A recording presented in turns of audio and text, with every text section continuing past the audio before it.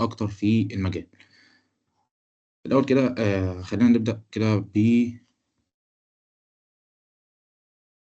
بتعريف بسيط كده عن مين اللي هيبدأ يحاضر قدّامكم. أنا طلعت عبد الرحيم، خريج هندسة المنصورة قسم ميكانيكا باور. دي معلومات التواصل الخاصة بيّا، لو حد حابب يتواصل معايا ممكن تتواصل معايا عن طريق LinkedIn أو عن طريق استخدامك للواتساب، ما فيش أي مشكلة، لو عندك أي استفسار عن أي حاجة تخُص المجال.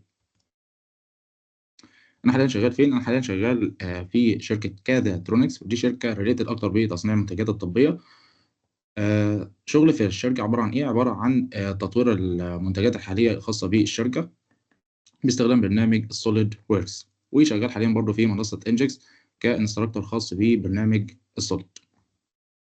الحمد لله حاصل على أكتر من 9 شهادات في برنامج SolidWorks، من ضمنهم شهادة الSolidWorks كdesign expert، ودي تعتبر من أعلى الشهادات في التصميم الميكانيكي باستخدام برنامج الSolid. محاضرتنا النهارده هتكون بعنوان إيه؟ هتكون بعنوان Introduction to R&D، مقدمة عن مجال الR&D اللي هو مجال البحث والتطوير. الأجندة بتاع المحاضرة بتاعتنا هتغطي بعض المحاور الأساسية. أول حاجة نبدأ نتكلم كده مقدمة بسيطة عن إيه هو مجال الR&D، بعد كده هابدأ أدّي لك road map تبدأ تتبعها لو أنت عايز تكمل في المجال. وبعد كده هنبدأ بقى نخش شوية في الجزئية الخاصة بالتصميم الميكانيكي، ونتكلم أول حاجة عن الproduct development cycle، وبعد كده هنتكلم عن الdesign process المستخدمة في عملية التصميم الميكانيكي، وبعد كده ممكن في الآخر خالص نبدأ نتكلم عن شوية أساسيات لازم تكون عارفها في استخدامك لبرنامج الSolidWorks. خلينا نبدأ أول حاجة كده بمقدمة بسيطة عن مجال الR&D. مجال البحث والتطوير ده مجال مرتبط بأي حاجة في الكون، هندسة، طب، أغذية، أي حاجة في الكون لازم هتلاقي فيها قسم الR&D. على سبيل المثال مثلًا وليكن الهندسة، أنا مثلًا راجل صاحب مصنع بانتج product معين، إيه وظيفة الR&D engineer في الجزئية ديّة؟ وظيفته بكل بساطة إنه يعمل شوية حاجات. أول حاجة إنه يحسّن لي من الproduct الحالية الخاصة بالشركة، بحيث إن أعزّز من الvalue الخاصة بالproduct ديّة في السوق، وأقدر أنافس بيها وأفضل مواكب للتغيرات اللي دايمًا موجودة. تاني حاجة إنه ينتج لي product جديدة، الproduct ديّة أبدأ أنافس بيها منافسين تانيين، أبدأ أشتغل على تحسينات موجودة، وبالتالي أقدر أعزّز من الvalue الخاصة بالشركة بتاعتي في السوق. تالت حاجة معانا هو إنه يبدأ يعالج لي من المشاكل الخاصة بالprocess المستخدمة في التصنيع. دي كده معظم الأدوار الأساسية اللي أنت لازم تكون عارفها عن مهندس الR&D. طب مثلًا في مجال زي الmedicine اللي هو الأدوية مثلًا، الطب أيًا يكن، وليكن مثلًا أنا بانتج وليكن مثلًا دواء معين، الدواء دوّة أنا مثلًا عايز أحسّن فيه، هاعمل إيه؟ هابدأ أغيّر من الفورمولا المستخدمة في إنتاج الدوا دوّة، بحيث إن أنا أنتج product جديد، الproduct دوّة هيبدأ يعالج لي مشكلة كانت موجودة في الproduct القديم، أو هابدأ أنتج product جديد، وهكذا برضه بالنسبة لمجال زي الأغذية. أنا مثلًا مصنع وليكن مثلًا بانتج مثلًا نوع برجر معين، حاجة مثلًا زي اللي قدامنا في الصورة ديّة. أنا بانتج حاجة زي اللي قدامي ديّة، عايز مثلًا كقسم R&D أبدأ أطوّر في الprocess المستخدمة في المطعم اللي قدامي دوّة، هابدأ أعمل إيه؟ هابدأ أشوف المنتج اللي أنا بانتجه دوّة، يا إما إن أنا أغيّر من ingredients موجودة في الproduct دوّة، بحيث إن أنا أنتج product جديد زي اللي قدامنا دوّة، أو إن أنا أبدأ أزوّد gradients وأبدأ أشوف التأثير اللي أنا عملته دوّة من حيث القيمة الغذائية، من حيث القوام، من حيث هل التأثير إيجابي والّا التأثير سلبي؟ لو التأثير إيجابي خلاص أعتمد إن ده product جديد وأبدأ أستخدمه في المطعم بتاعي، وهكذا بقى في أي حاجة داخل الprocess الخاصة بالتصنيع. ده كده باختصار مجال الR&D التعريف الخاص بيه. طب إيه هي أصلًا المهارات المطلوبة منّك في المجال الخاص بالبحث والتطوير؟ أول مهارة معانا وهي مهارة البحث، مهارة اللي هي الresearch. خلّينا نكون متفقين إن المهارة ديّة هتبقى معتمدة عليك بشكل أكبر إنّك تدوّر في الحاجات الجديدة في مجال الشغل بتاعك. طب تدوّر إزاي؟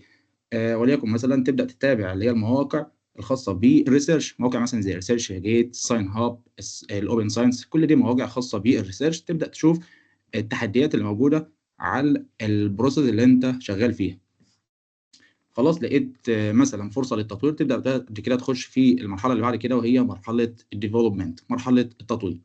مرحلة التطوير ديّة بتبقى معتمدة على استخدامك للعلم اللي أنت خدته في الاساس سواء في الكليه او الخبره اللي انت اكتسبتها في السوق، تبدا تستخدم العلم دوت في التطوير الخاص بالبرودكت او المنهجيه اللي انت بتستخدمها في التصنيع في الشركه بتاعتك.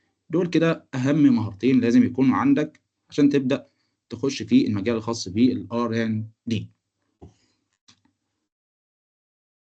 فاذا نقدر نقول ان البحث والتطوير هم اللي بيوصلوا اي شركه للقمه، وانها بحيث انها تفضل مواكبه دايما للتغيرات اللي موجوده في السوق. شركات مثلا زي جوجل، امازون، تسلا، ايه اللي بيخلي مثلا شركات زي ديت على طول في القمه ومواكبه للتغيرات؟ انها بتضخ ميزانيه ضخمه جدا في اقسام الار ان دي الخاصه بالشركه بتاعتها. دوله مثلا زي المانيا، دوله زي المانيا معروف انها رائده في الصناعه الخاصه بالسيارات. اللي بيخليها على طول رائده انها بتضخ ميزانيه ضخمه جدا كل سنه في القسم الخاص بالار ان دي، ممكن توصل لمليارات الدولارات.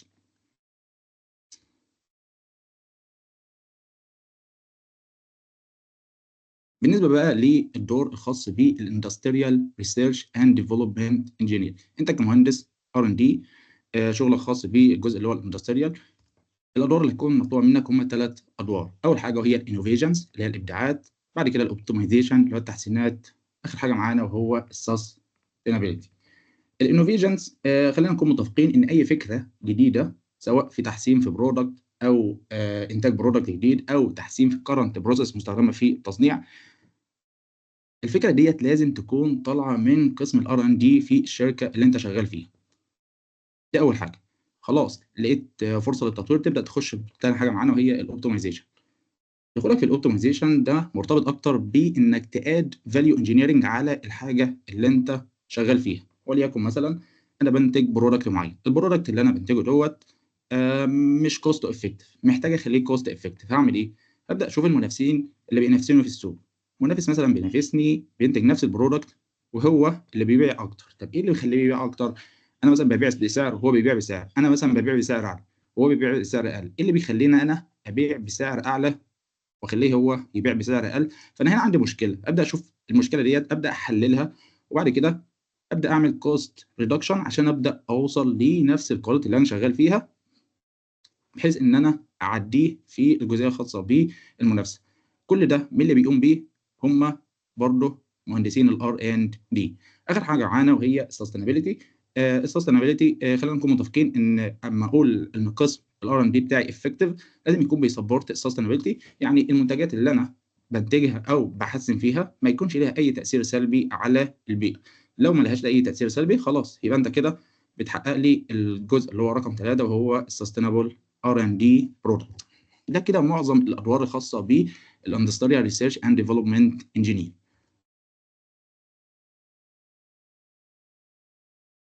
بالنسبه بقى للاقسام الخاصه بقسم الار ان دي، الاقسام الخاصه بقسم الار ان دي هم قسمين رئيسيين. في معظم الشركات اللي هي الصغيره مش هتلاقي التقسيمه دي موجوده، لا ده هو قسم ار ان دي على طول، تبدا تخش تشتغل في تطوير كل حاجه. طب في الشركات الكبيره لا، في الشركات الكبيره بتلاقيه منقسم لاقسام فرعيه زي اللي قدامنا دي، قسم خاص بالبرودكت ديفلوبمنت وقسم خاص بالبروسيس ديفلوبمنت. القسم الخاص بالبرودكت ديفلوبمنت ده المسؤول عن تطوير المنتجات الخاصه بالشركه الحاليه عشان ابدا افضل منافس في السوق دايما، واواكب جميع التغيرات اللي بتبدا تحصل في السوق. ويبدا انه يخترع لي برضه منتجات جديده تحل لي مشاكل موجوده بالفعل. انا مش هفضل طول حياتي شغال على برودكت معين واحد، لا ده انا ببدا احسن من البرودكت دوت واخش في برودكت تانية موجوده عشان ابدا اخش في المنافسه بشكل جيد.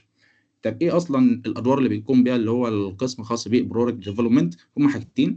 هو انه بيبدا يشتغل لي على الان بي اي اللي هي نيو برودكت انتروداكشن. ديت بتبقى اللي هو المنتج اللي هو الجديد، زي ما احنا قلنا انه بيصنع لنا منتجات جديده، فديت من المشاريع اللي بيبدا يشتغل عليها القسم اللي هو البرودكت ديفلوبمنت. تاني حاجه بيبدا يشتغل عليها هو السي ار دي اللي هو الكوست ريدكشن بروجكتس. الكوست ريدكشن بروجكتس، انا مثلا بنتج برودكت معين، عايز اخلي البرودكت دوت كوست افكتيف، اقلل من الكوست بتاعته، فابدا بقى اشوف البرودكت دوت، اشوف السبلاي تشين الخاصه بالبرودكت دوت بحيث ان انا اقدر اقلل من الكوست الخاصه بالبرودكت دوت. طب يعني ايه سبلاي تشين؟ الكلام دوت هنبدا نتعرف عليه كمان شويه في السكرين اللي بعد ديت. تاني قسم معانا هو البروسيس ديفلوبمنت. ده القسم المسؤول عن تطوير المنهجيه المستخدمه في التصنيع اللي عندي في الشركه. كنا بنتكلم آخر حاجة عن الأقسام الموجودة الخاصة بالار ان دي. زي ما احنا قلنا في الشركات الصغيرة هو بيبقى قسم مع بعضه كده خاص بالار ان دي على بعض، هو وظيفته إنه يقوم لك بالمهمة الخاصة بالبحث والتطوير. إنما في الشركات الكبيرة لأ، الدنيا بتبقى متقسمة، ما بيبقاش الشغل عشوائي، بيبقى في قسم خاص بالار ان دي للبرودكت ديفلوبمنت، وقسم خاص بالار ان دي للجزء الخاص بالبروسيس ديفلوبمنت. الجزئية الخاصة بالبرودكت ديفلوبمنت زي ما اتكلمنا دي خاصة بتطوير المنتجات الحالية الخاصة بالشركة، و اللي هو عمل الانوفيشنز الخاصة بمنتجات جديدة أبدأ أنافس بيها في السوق. بالنسبة للجزئية الخاصة ببروسيس ديفلوبمنت ديت خاصة بتطوير المنهجية المستخدمة في التصنيع. طبعا أشهر المنهجيات المستخدمة في التصنيع عندك اللي هو اللين مانيفاكتشرنج والسيكس سيجما. إيه الفرق ما بين المنهجيات ديت؟ ده هنبدأ نتعرف عليها في السلايدات اللي بعد ديت. فديت منهجيات بيتم استخدامها في التصنيع عشان نقدر نعزز من الإنتاجية الخاصة بالشغل بتاعنا. ده بالنسبه للاقسام الخاصه بالار ان دي. في الشركات بقى اللي هي الكبيره اللي هي المالتي ناشونال ممكن اصلا تلاقي الدنيا دي منقسمه لحاجه مختلفه خالص عن اللي احنا شايفينه دوت. ممكن تلاقي اصلا قسم خاص بالريسيرش وقسم خاص بالديفلوبمنت. الشركات اللي هي المالتي ناشونال بيبدا يحصل ترابط ما بينها وما بين الجامعات، بحيث ان الجامعات هي اللي تقوم بالفانكشن الخاصه بالجزئيه الخاصه بالريسيرش والشركات نفسها تقوم بالفانكشن. ده كده بالنسبة الأقسام الخاصة بالار ان دي. بعد كده عايزين نبدأ نتكلم عن الار ان دي كارير رود ماب. هبدأ اديك رود ماب بسيطة كده تتبعها لو انت عايز تخش في مجال الار ان دي. أول حاجة طبعا لازم يكون معاك، هنبدأ كده من الأول تاني عن الرود ماب الخاصة بمجال الار ان دي. في الأول طبعا لازم يكون معاك الاساس العلمي اللي انت اتعلمته في الكليه. فلو انت مثلا مهندس ميكانيكا سواء باور انتاج سيارات ميكاترونكس ايا يكن الاساس اللي انت بتبدا تتعلمه في القسم دوت، مواد مثلا زي الهيت ترانسفير، مواد زي الثيرمودايناميك، الفلويد، اليات التصنيع، الاسترنس اوف ماتيريال، كل دي مواد لازم تكون مركز على التفاصيل الخاصه بيها، لان ديت هتبدا تستخدمها بعد كده في الشغل بتاعك. هتبدا تتعرض لمشاكل تبدا تتحل عن طريق فهمك للاساس العلمي اللي انت خدته في الكليه. بعد كده بقى هبدا ارسم لك رود ماب. الرود ماب اللي قدامنا ديت ريليتد اكتر بايه؟ ثانيه واحده كده عشان بس حاجات في تسجيل. بعد كده بقى بالنسبه للرود ماب اللي احنا هنبدا نرسمها ديت هتبقى معتمد عليك انت بشكل اكبر، انك تطور من المهارات الخاصه بيك عشان تبدا تخش في المجال. اول حاجه طبعا معانا وهي اللغه. يفضل طبعا انك تتعلم انهي لغه. طبعا اللغه الانجليزيه لان ديت لغه العصر ولغه العلم ولغه الريسيرش ولغه كل حاجه. فيفضل انك يكون معاك مستوى سواء بي 1 او بي 2. لو عرفت طبعا انك توصل لمستوى بي 2 يبقى انت معلم قوي. اشمعنى اللغه الانجليزيه؟ عمليه الريسيرش اللي انت هتبدا تطبقها على اي حاجه في شغلك كلها هتبقى باللغه الانجليزيه، فلازم انك تتقن اللغه ديت بشكل كبير جدا. خلاص اتقنت اللغه، بعد كده بتبدا تعمل ايه؟ بعد كده بتبدا تخش على الجزء الخاص بالسوفت وير دوت. ما طبعا ما بتبقاش تتعلمه في الكليه، على حسب طبعا الجامعات اللي انت فيها. فمثلا تبدا تتعلم برنامج تصميم ميكانيكي، برنامج مثلا زي السوليد وركس، برنامج زي الانفنتور، الكتيا، ايا يكن البرنامج اللي انت هتبدا تستخدمه في التصميم الميكانيكي. تبدا تاخد فيه شهاده معتمده زي السي اس دبليو بي اللي هي السوليد اللي هي السيرتيفايد سوليد وركس بروفيشنال. خدت شهاده من زي ديت تبدا تعلي من الويت الخاص بيك في استخدام البرنامج. لو مثلا معايا وليكن مثلا اتنين مثلا بيقدموا على شغل في شركه، والاتنين بيقدموا نفس الفانكشن باستخدام البرنامج، واحد واخد شهاده وواحد مش واخد شهاده، فالطبيعي ان انا هميل اكتر للي واخد شهادات لان دوت اشتغل على نفسه في الجزئيه دي. بعد كده تبدا تخش في جزئيه خاصه بالتكنيكال ستودنت اكتيفيتيز والجزئيه الخاصه بالسمر تريننج. حاول وانت بتشارك في الانشطه الطلابيه انك تخش في الانشطه الطلابيه اللي ريليتد اكتر بالجزء التكنيكال. على سبيل المثال مثلا في جامعه المنصوره زي ما اتكلمنا من التيمات اللي كنت انا بشارك فيها، مثلا تيم مثلا زي منصوره موتور سبورت بيشارك مثلا في مسابقات خارجيه، مسابقه زي ايفر، مسابقه زي فورمولا، مسابقه مثلا زي تشيل. كل ديت مسابقات بيبدا يشارك فيها تيمات عالميه. التيمات ديت موجوده في دول مختلفه، وفي تيمات طبعا موجوده في مصر.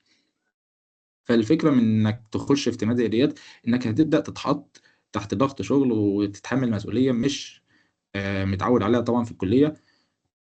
فبالتالي هتبدا تضطر انك تعمل ريسيرش عن حاجات انت اول مره تسمع عنها، وبالتالي هتثقل من المهارات الخاصه بيك في عمليه الريسيرش. جزئيه مثلا خاصه بالسمر تريننج اللي هو التدريب الصيفي، حاول برضو تنزل في اماكن محترمه تبدا تتعلم فيها بعض المهارات اللي انت هتبدا تثقل منك في الجزئيه الخاصه بالار ان دي. بعد كده نيجي للجزء الخاص بالداتا اناليسيز. مهم جدا في عمليه الريسيرش انك تبدا تكولكت الداتا اللي انت عملت لها ريسيرش ديت، وبعد كده تبدا تعمل لها سورت وتظبطها. طبعا الكلام ده هيتم ازاي؟ هيتم باستخدامك لتولز زي مثلا برنامج زي الاكسل، الباور بي اي. ممكن واحد مثلا يشوف الجزئيه ديت انها مش ريليتد اكتر بالمهندس بتاع ميكانيكا، ولكن انا شايف انها مهمه جدا جدا.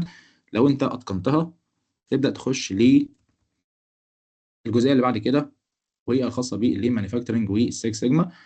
اللين مانيفاكتشرنج والسكس سيجما خلينا نقف هنا بس لحظه بسيطه كده. دول عباره عن ايه؟ دول عباره عن منهجيات بيتم استخدامها في التصنيع.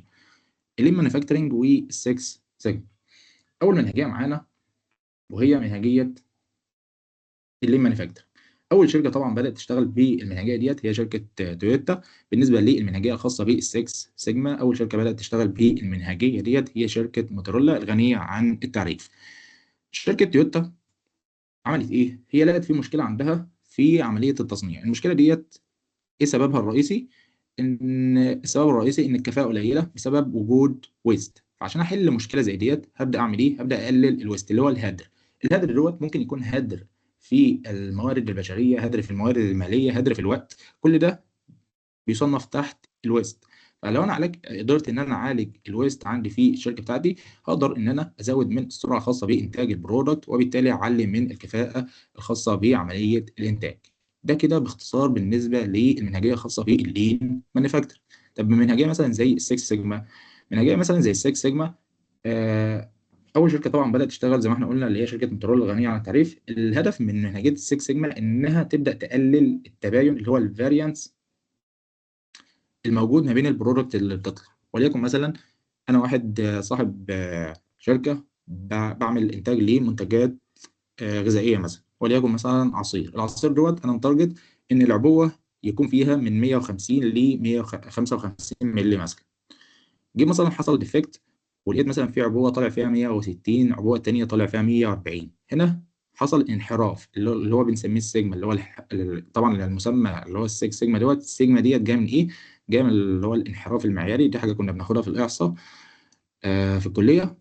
يعني باختصار كده حصل فاريانس، حصل اختلاف ما بين الحاجه اللي انا متارجتها والبرودكت اللي طلع نهائي. فده بالنسبه لي يعتبر فيلير. عشان احاول احل مشكله زي ديت، احاول ان اعمل ايه؟ احاول ان انا ريديوس الفاريانس، اقلل من الفاريانس اللي نتج دوت. قدرت ان انا اقلل من الفاريانس، هقدر احصل على برودكت والدقه بتاعتها عاليه جدا جدا. عشان كده اتولد لنا نهج جديد بيجمع ما بين الجزئيتين دولت اللي هو اللين مانيفاكتشرنج والسكس سيجما، اللي هو اللين 6 سيجما. ده بيجمع ما بين الاثنين. هقدر ان انا اقلل الويست وفي نفس الوقت هقلل من الفاريانس، وبالتالي هقدر ان انا احصل على برودكت الكواليتي بتاعتها عاليه جدا، سرعه في الانتاج، اكيورسي في عمليه التصنيع.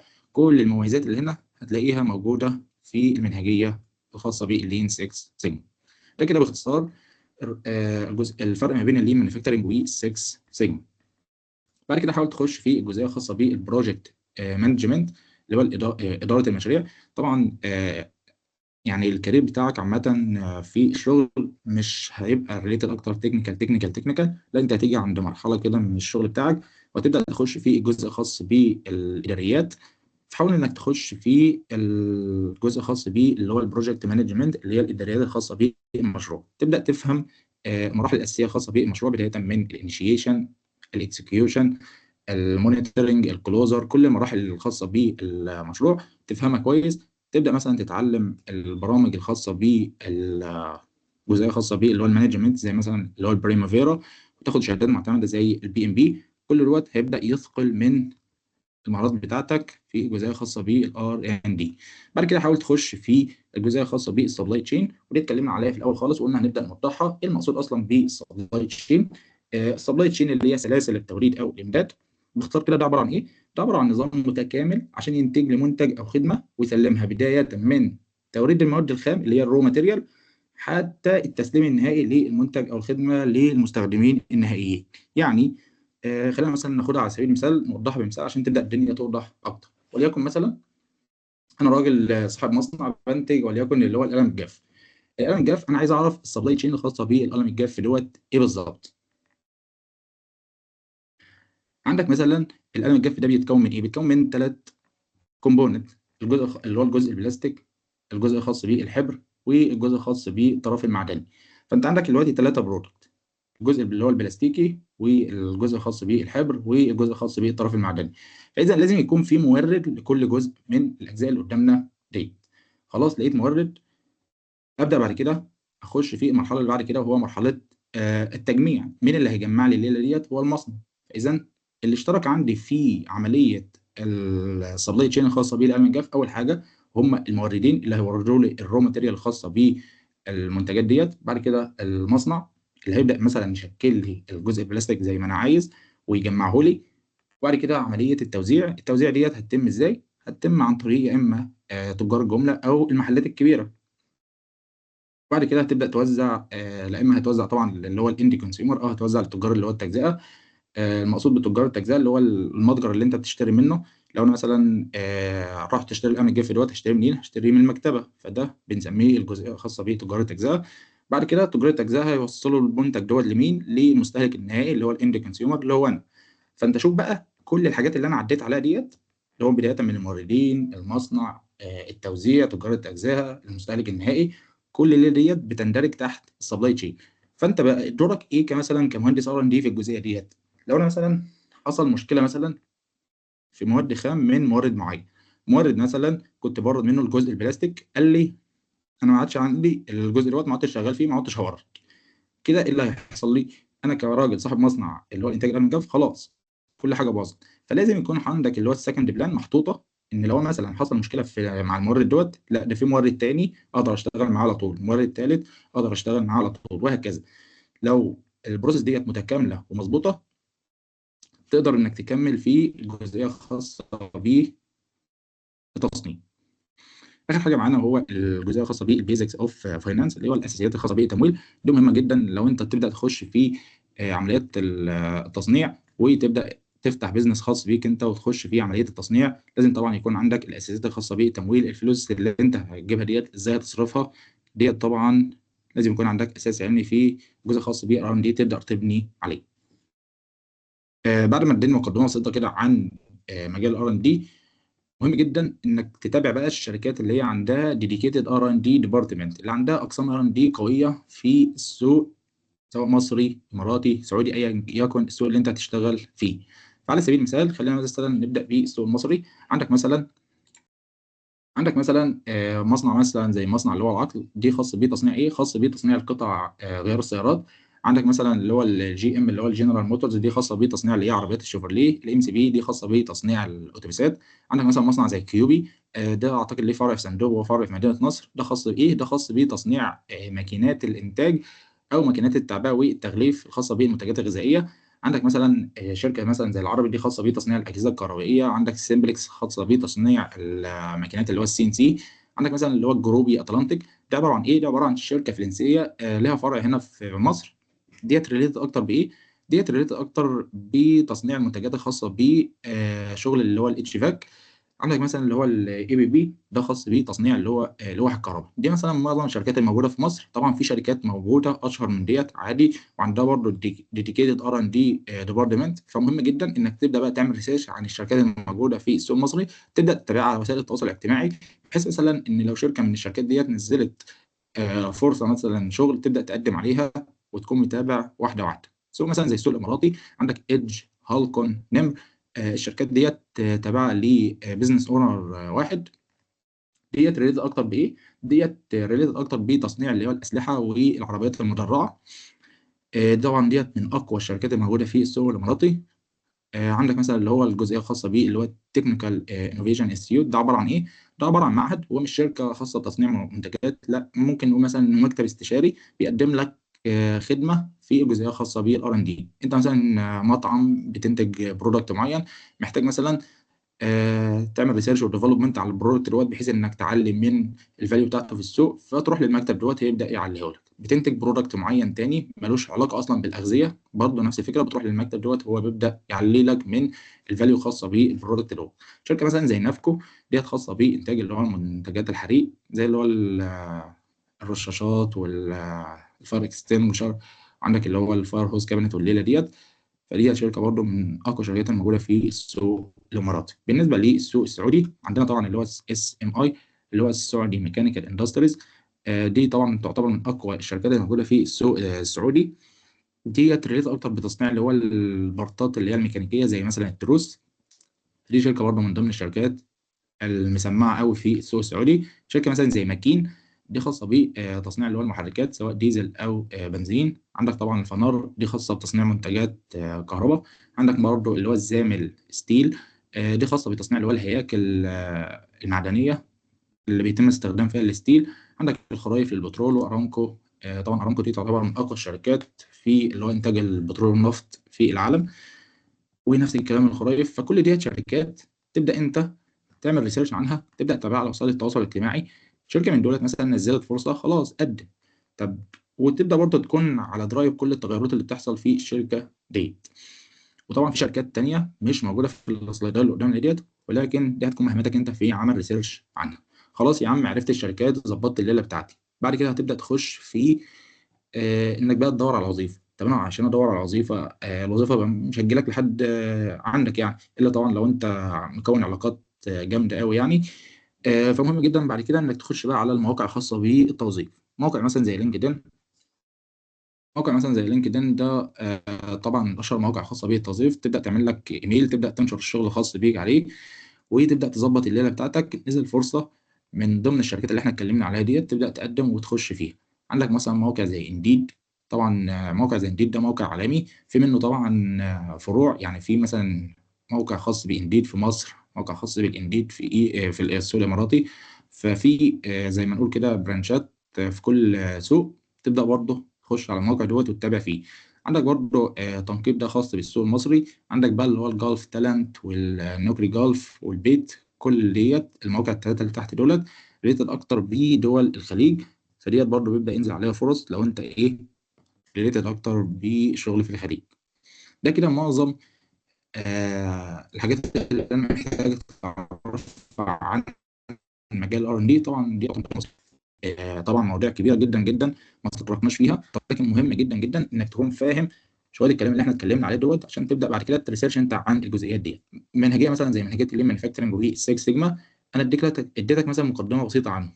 هل خلاص كده انت خدت كل حاجه عنهم؟ لا، ده في اصلا بحر في الجزئيات ديت، وفي كورسات وليله كبيره في الموضوعين دولت بس. فانت والجزئيه برضو الخاصه بالسبلاي تشين والداتا اناليسيز والبروجكت مانجمنت والبيزكس اوف فاينانس، كل ديت بتلاقي فيه علوم في الحاجات اللي قدامك ديت. فمهم جدا انك تبدا بقى تاخد العناوين اللي احنا اتكلمنا عليها ديت، وتبدا تريسيرش عنها عشان تبدا تثقل من المهارات الخاصه بيك. بعد كده بقى عايزين نخش في جزئيه خاصه باللي هو البرودكت ديفلوبمنت سايكل. ديت ريت اكتر بقى بالشغل بتاع ميكانيكا. باختصار كده بنعمل ايه؟ اي منتج بتشوفه يوميا، عملية التصنيع بتاعته لازم تعدي على 3 مراحل. أول مرحلة معانا وهي مرحلة الديزاين، تاني مرحلة معانا وهي مرحلة سيميوليشن، طبعا التصميم، بعد كده المحاكاة، وبعد كده المانيفاكتشر. عملية اللي هي دور التطور ديت موجودة من زمان، ولكن التكنولوجيا المستخدمة في تطبيقها بدأت تختلف من زمن لزمن. يعني إيه؟ قديما عملية التصميم كانت بتتم ازاي؟ كانت بتتم يدويا على لوح. كنت عايز اعمل تصميم لاي حاجة، ببدأ اجيب لوحة وابدأ اعمل السكتشات بتاعتي، وكده يعتبر عملت التصميم. طب بعد كده هل ابدا في مرحله السيميوليشن؟ لا، كنا بنبدا في مرحله التصنيع الخاصه بالبروتوتايب. البروتوتايب ده عباره عن نموذج مبدئي، ببدا اعمل له تصنيع عشان ابدا اختبره على ارض الواقع. خلاص صنعت البروتوتايب، ابدا اختبره على ارض الواقع. حصل فيه فيلير، هرجع تاني لمرحله التصميم وهبدا اصممه من اول وجديد، واشوف سبب الفيلير دوت ايه، وابدا اعالجه. وانزل تاني اصنع بروتوتايب، واخش في مرحله في مرحله اللي هو السيميوليشن. لقيت الدنيا تمام، خلاص هبدا بعد كده في جزئيه خاصه بالماس برودكشن، اللي هي الانتاج الكمي للبرودكت اللي انا صنعته ده باختصار اللي كان بيتم قديما. طب هل ده اللي بيتم حاليا؟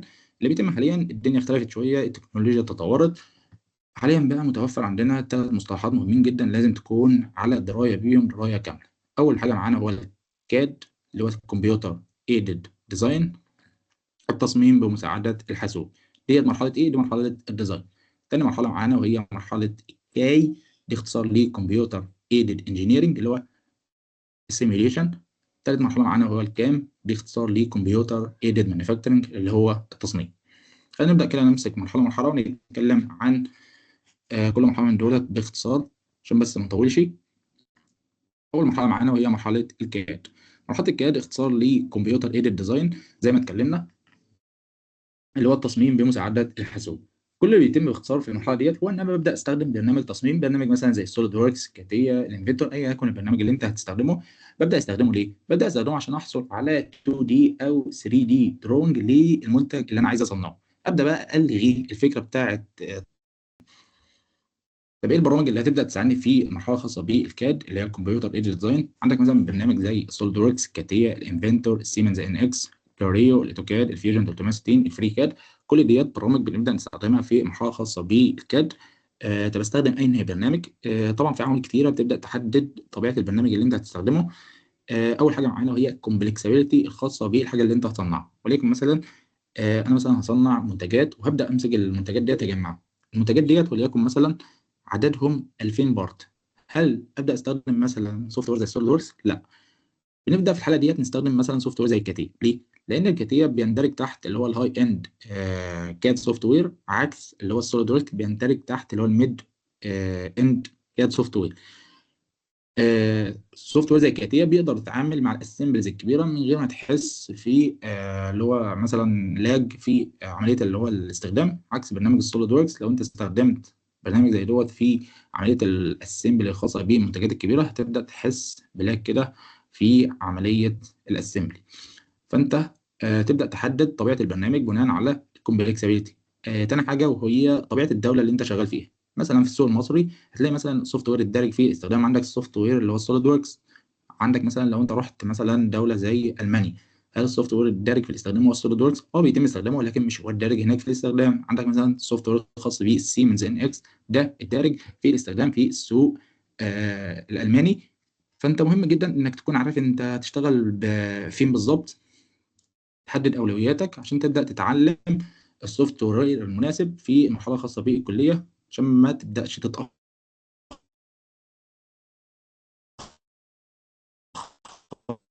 بعد مرحله الكاد. استخدامي للسوفت وير الخاصه بمرحله الكاد، اول حاجه هقدر ان انا ازود من البرودكتيفيتي الخاصه بعمليه التصميم. زي ما اتكلمنا قديما عمليه التصميم كانت بتتم ازاي؟ كانت بتتم مانوال على لوح. حاليا لا، الدنيا اختلفت، كل حاجه بقت بتتم على البرنامج، وبالتالي هقدر ان انا ازود من الانتاجيه، اوفر من الوقت المستخدم في مرحله اللي هو التصميم. قديما لو مثلا صممت حاجه مثلا وحصل مشكله، عايز مثلا اعيد التصميم دوت هعمل ايه؟ هل ما كانش في، طبعا ما كانش في الكلام المتاح حاليا. فكان اللي بيتم ايه؟ يا اما ان انا ابدا اعمل الديزاين ده من اول وجديد، او هبدا استخدم الديزاين اللي انا عملته دوت هنقله من ورقه لورقه باستخدام اللي هو الفلوسكاب. لو حد يسمع عنه، اللي هو الورق الشفاف، كان ورق متلون بالازرق كده، كنا بنستخدمه في في المدرسه الابتدائي. فكنا بنستخدمه مثلا في الرسم. دوت بيتم استخدامه، كان بيتم استخدامه قديما في المرحله الخاصه بالتصميم. فشوف بقى الوقت اللي انت هتستغرقه في اعاده الرسمه مقارنه بالوقت اللي انت هتستغرقه في اعاده الرسمه داخل برنامج كاد. كل اللي هتعمله هتخش داخل البرنامج هتلاقي الاستشفاء محفوظه، تبدا بس تعدل التعديلات بتاعتك. طبعا هتقدر انك تقلل من الايرورز، لان طبعا عمليه السكتش كانت بتتم مانوال وبالتالي العامل البشري متاح. انما حاليا عمليه السكتش بقت بتتم باستخدام اللي هو السوفت وير. اي نعم العامل البشري متاح، ولكن العامل البشري متاح في استخدام البرنامج، فلو في ايرور هيبقى بسبب سوء الاستخدام مش اكتر. عندك طبعا قدرت انك تعلي الجزئيه الخاصه بالاكيورسي والكواليتي، وقدرت ان انت رندر من المودلز. يعني ايه اصلا تعمل ريندرنج للمودلز؟ اول لما تبدا تصمم برودكت، البرودكت بتاعك يبدا يظهر بالشكل اللي قدامنا دوت داخل السوفت وير، داخل الانترفيس الخاصه بالسوفت وير بتاعك. صممت مثلا برودكت زي اللي قدامنا دوت، بتلاقي الشكل بتاعه مش احسن حاجه، محتاج مثلا اظبط الشكل بتاعه بحيث ان انا ابدا بقى امسكه اعمل له فيجواليزيشن، ابدا اسوق له الليله دي. بتبدا بقى تستخدم برامج خاصه بالرندر. برامج مثلا خاصه بالرندرات زي السوليد ورك، فيجوالايز، عندك مثلا برنامج زي الكي. تاني مرحله معانا وهي مرحله الكي. مرحله الكي دي اختصار لكمبيوتر ايدد انجينيرنج، اللي هو الهندسه بمساعده الحاسوب. كل اللي بيتم في المرحله ديت باختصار بنعمل ايه؟ في المرحله ديت كل اللي بعمله ان انا ببدا استخدم برامج كاي، زي مثلا سوليد وركس، الانسيز، الاباكوس، البيوريزم، ايا يكن البرنامج اللي انت تستخدمه عشان تطبق مفهوم لازم تكون فاهمه كويس جدا، وهو الانجينيرنج اناليسيز تاسك. مفهوم اللي هو الانجينيرنج اناليسيز تاسك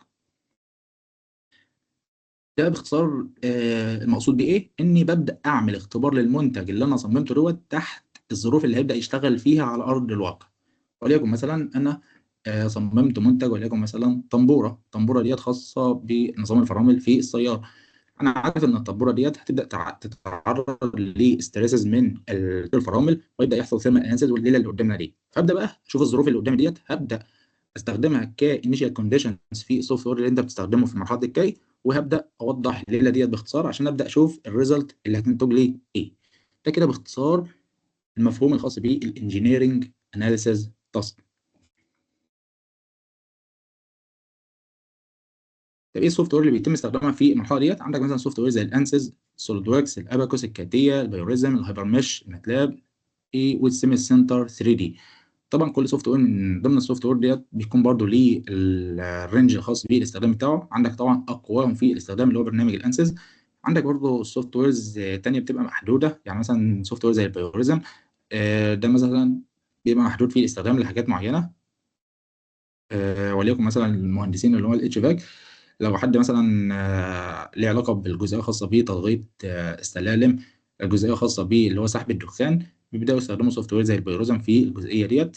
فمثلا سوفت وير مثلا زي الانسيز، هل يقدر يقوم لي بالفانكشن ديت؟ هو يقدر يقوم لي بيها، ولكن الدنيا هتبقى معقده حبتين. فعندك مثلا السوفت وير اللي هو بايوريزم بيقوم لك بيها بشكل سلس عامه، فهو بيقوم بفانكشن معينه بشكل سلس، انما ما يقدرش يقوم بنفس الفانكشن اللي بيقوم بيها برنامج زي الانسيز لانه متخصص في حاجات كتيره. يبقى اللي انا استفدته من استخدامك لبرامج الكي، خلاص ما عدتش محتاج ان انا بيلد تيست برودكت اللي هو البروتوتايب، وبالتالي نقدر نقول ان احنا وفرنا كوست وتايم في عمليه الانتاج، الخاصه بالبروتوتايب. قدرت ان انا اقلل من الاخطاء، وبالتالي نقدر نقول ان احنا قللنا من المجهود والديورابيلتي الخاصه بعمليه التصنيع اللي هتتم بعد كده. طب الجزئيه الخاصه بالانجينيرنج اناليسيس تاسك اتكلمنا في الاول ديت باختصار. ببدا اختبر المنتج بتاعي تحت الظروف اللي هشتغل فيها. طب عمليه الاختبار ديت بتتم ازاي؟ بتتم باستخدام مجموعه من الطرق ديت كلها على بعضها كده. كل حاجه من ديت بتبقى مجال لوحده. عندك مثلا طريقه الفاينايت اليمنت اناليسيس، السي اف دي اللي هي الكمبيوتيشنال فلويد دايناميك، الام بي دي اللي هو المالتي بادي دايناميك، التوبولوجي. كل طريقه من ديت بيبقى ليها تطبيقات معينه. يعني مثلا عندك طريقه الفاينايت اليمنت اناليسيس ديت بنبدا نستخدمها في الجزء الخاص بالاستريس اناليسيس. عندك الجزئيه الخاصه بالسي اف دي تبدا نستخدمها في الجزئيه الخاصه بالفلويد دايناميك. لو انت عايز تعمل محاكاه للهواء مثلا على جناح طياره، سريان ميه مثلا داخل مواسير معينه، فبتبدا تستخدم طريقه اللي هو السي اف دي. عندك طريقه الام بي دي اللي هو المالتي بادي دايناميك. عندك مثلا كومباينيشن بين الفاينانت اليمنت اناليسيز والسي اف دي، يعني حاجه بيحصل لها ستريس وفي برضه سريان عليها. فهنا في الحاله ديت بتبدا تستخدم طريقه زي المالتي بادي دايناميك. عندك اخر طريقه معانا وهي طريقه التوبولوجي اللي هو التحسين. باختصار بتبدا تعمل ايه في المرحله ديت؟ تبدا تعمل توبولوجي اوبتمايزيشن على الحاجه اللي انت بتصممها. وليكن مثلا حاجه زي اللي قدام ديت انا صممتها، حصل مثلا ستريس اناليسيس في مناطق معينه. المناطق مثلا اللي باللون الاحمر ديت هنا في ستريس اناليسيس في المنطقه دي. منطقه مثلا باللون الازرق ديت مفيش ستريس اناليسيس. ففي الحاله ديت طب ما ايه رايك اصلا نقدر نقلل من الماتيريال الخاصه بالبرودكت اللي قدامنا دوت، بحيث ان احنا نقلل من الكوست. طب هقلل من الماتيريال ازاي؟ اجي ابص للجزء اللي ما عليهوش ستريس اناليسيس اللي هو متلون باللون الازرق دوت، ما تيجي مثلا نقلل من القطر الخاص بالرد اللي هنا دوت، وبالتالي نقدر مثلا لو القطر هنا مثلا 10 مللي خليته مثلا 6 مللي، انا كده مثلا قللت من الماتيريال المستخدمه في الجزء دوت، وبالتالي هقلل من الكوست الخاصه بالجزء اللي هنا دوت. وهكذا بقى بتمشي بنفس الكونسيبت في اي حاجه تبدا تعمل لها اناليسيز. ده طبعا وفقا ل طريقه اللي هي التوبولوجي اوبتمايزيشن. ده كده باختصار مرحله الكي. دي التطبيقات المختلفه اللي احنا بنبدا نستخدم برامج الكاي عشان نبدا نعمل اناليسيز عليها. اخر مرحله معانا وهي مرحله الكام اللي هي الكمبيوتر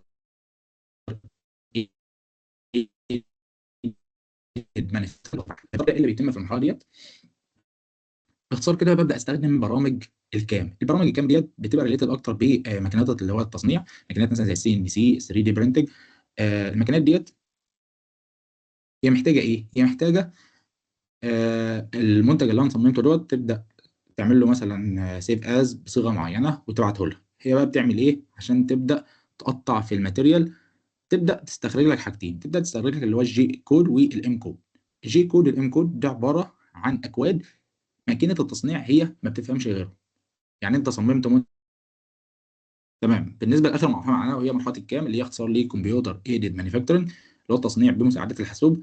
اللي بيتم في المرحله ديت باختصار ببدا استخدم برامج كام.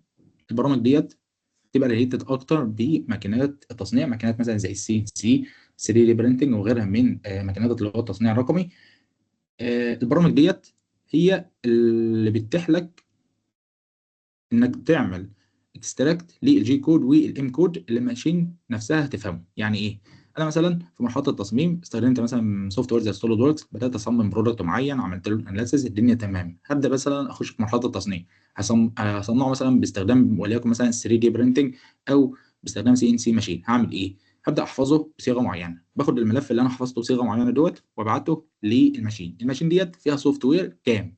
السوفت وير دوت هيبدا يعمل ايه؟ هيبدا ياخد الصيغه المعينه اللي انت حفظتها ديت ويبدا يستخرج لك منها حاجتين، يا اما الجي كود يا اما الام كود. الجي كود والام كود دي عباره عن اكواد بتفهمها ماكينه التصنيع عشان تبدا تقول للتول باث اللي هو السن بتاع ماكينه السي ان سي دوت ابدا امشي لي في الرو ماتيريال وخرم لي بالشكل اللي قدامنا دوت. ده كده باختصار الاكواد ديت بتعمل لك ايه في عمليه التصنيع. طب ايه السوفت وير اللي بنبدا نستخدمها؟ عندك مثلا سوفت وير زي الارت كام، الباور ميل، الماستر كام، سوليد كام، السيمنز ان اكس، والسبريت كام. كل ديت سوفت وير خاصه بمرحله الكام. طبعا عندك في سوفت وير بتبقى ريليتد اكتر بالثلاث مراحل. يعني عندك مثلا برنامج السوليد وركس ده بنسميه برنامج كاد كاي كام، يعني ريليتد بكل حاجه. مرحله الكاد يدخل فيها عادي مفيش مشاكل، مرحله الكاي تلاقي فيها برضه مفيش مشاكل، مرحله الكام هتلاقي فيها مفيش مشاكل. عندك مثلا اللي هو السيمنز ان اكس هتلاقي برضه في كل المراحل بيتم استخدامه. في سوفت وير بيتم استخدامها في الثلاث مراحل، في سوفت وير بيتم استخدامها مثلا في المرحلتين. يعني عندك مثلا انسيز ممكن يستخدمه عادي في مرحله اللي هو الديزاين، وممكن وبنستخدمه في الاساس بقى في مرحله ايه؟ في مرحله الكاي. ده كده باختصار للجزئيه الخاصه بالبرودكت ديفلوبمنت سايكل. طبعا مميزات خاصه بسوفت وير الكام. قدرت ان انا طبعا انتج اللي هو منتجات دقتها عاليه جدا مقارنه بالطرق اللي هي التقليديه في عمليه التصنيع.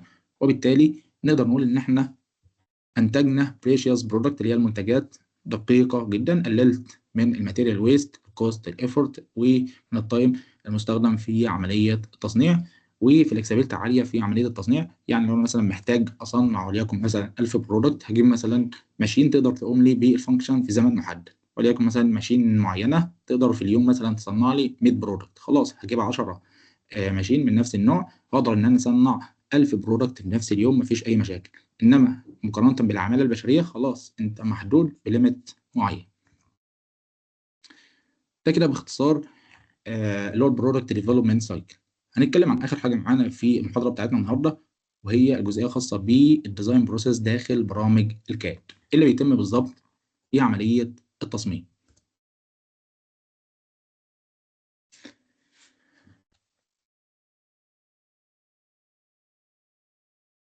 الديزاين بروسيس اللي هي مرحله التصميم بتتكون من كذا مرحله، كل مرحله بتسلم اللي بعدها. عندنا مثلا اول مرحله معانا وهي مرحله الريكوجنيشن اوف نيد، بعد كده مرحله الديفينيشن اوف بروبلم، بعد كده مرحله الساينسيز، وبعد كده مرحله الاناليسيز اند اوبتمايزيشن، وبعد كده مرحله الايفالويشن، واخر مرحله معانا وهي مرحله البرزنتيشن.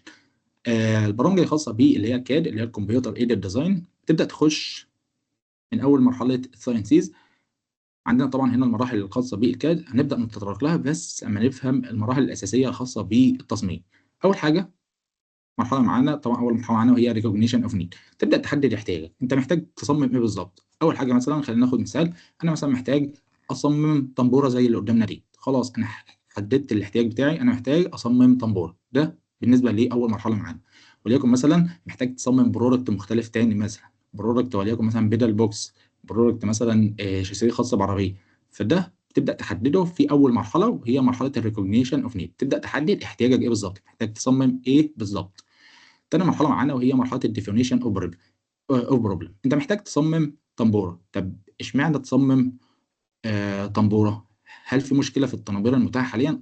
في مشكله. وليكن مثلا الطنبوره اللي قدامي ديت في مشكله فيها ان الهيت ريليز بتاعها قليل، انا محتاج ازوده.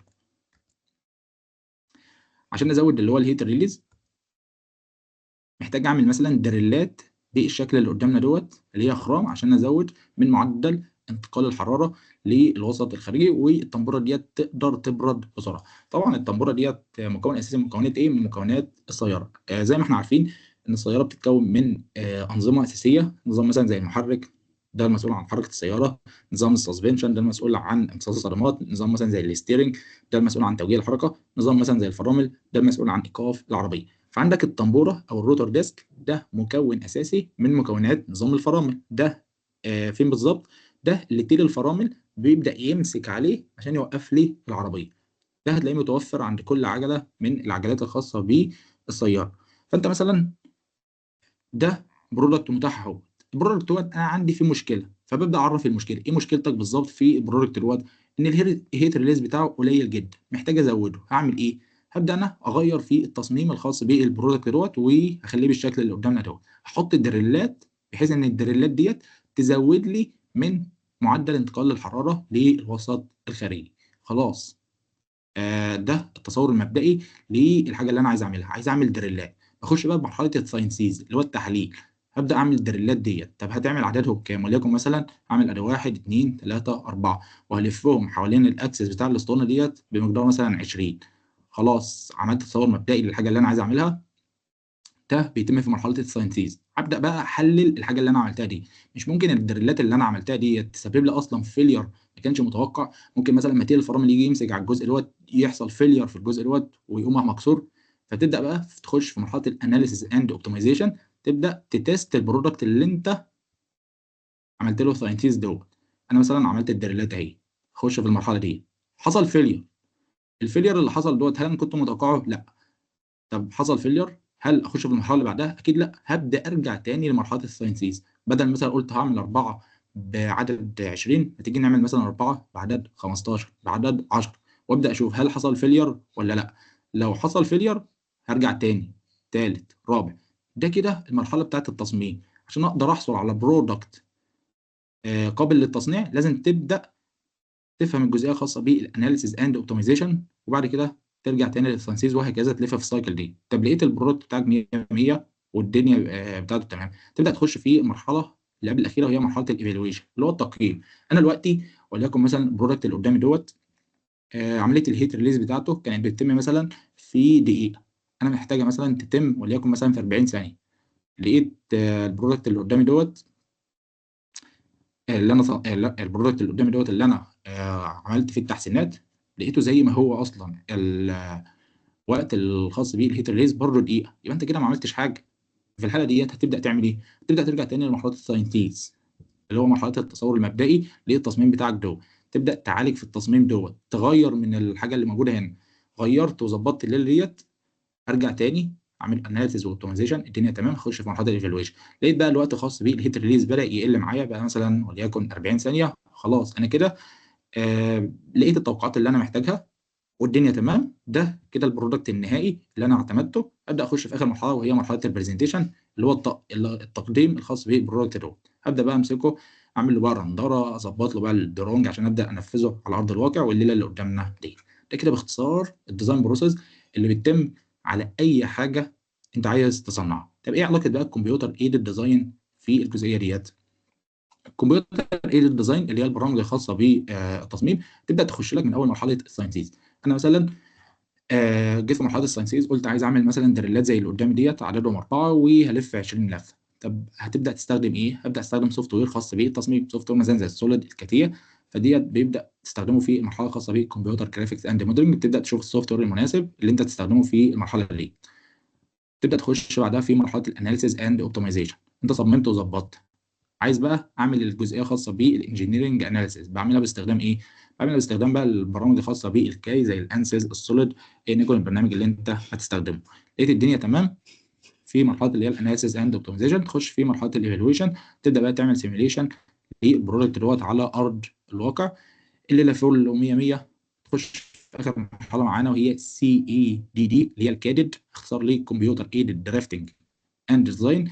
في المرحله ديت تبدا تعمل ايه؟ تبدا بقى تخرج الحاجه اللي قدامك ديت على شكل دروينج، تعمل بقى المساقط اللي هو الطب الايزو والليله ديت عشان تبدا في مرحله التصنيع، وتكسبورت الفايل دوت ب اكستنشن معين عشان برضه لو انت هتستخدم ماكينات تصنيع رقمي فيه.